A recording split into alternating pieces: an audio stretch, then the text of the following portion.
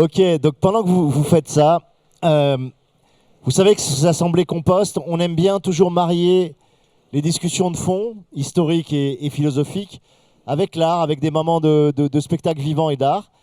Et là, je vais vous demander d'accueillir une poétesse, une troubadour bipolaire, comme je vous le disais tout à l'heure, qui a pris pour nom Héloïse Attis. Vous savez que Attis, c'est un renard polaire, qui est absolument magnifique.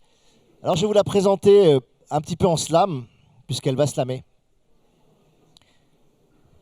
Héloïse Attis, la poétesse du compost, la trouvère des verts trous d'eau du Verdon, dont elle est la gorge, la griotte de la terre qui gronde, de la porte du temps qui grince et se dégonde, la fougue et la fronde faite femme, celle qui slame sur le macadam de nos brames perdus, la boyeuse des brèves qui viendront faire bruisser ce soir nos sèves et nos graines sur cette scène compostée.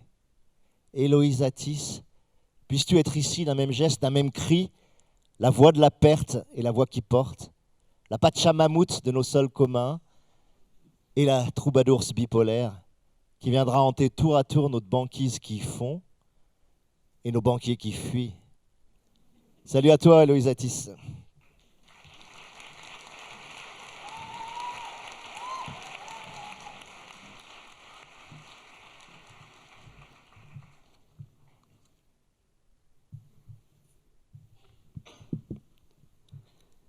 J'ai fait l'amour au monde, comme si c'était une femme.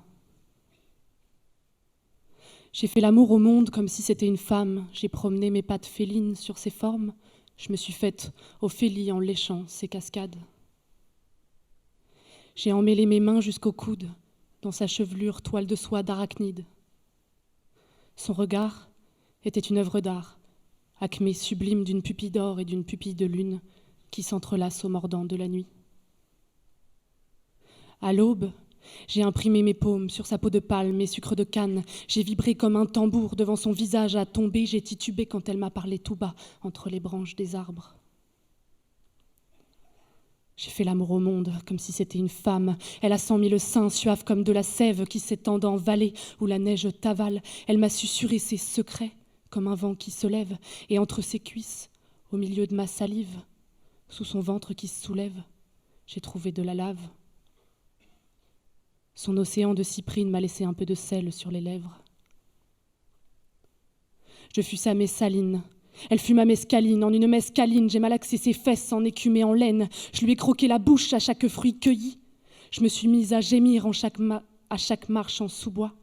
Et puis je me suis saoulée à l'odeur de sa forêt. J'en ai eu des fous rires dans son cou de fourrure. J'ai observé sa faune dans un silence rare, cette peinture sacrée où je n'étais que profane. J'en ai bien profité. De toutes ces profondeurs, d'où sorte sa mouille pétrole. J'ai fondu sur son corps sans que ce soit fécond.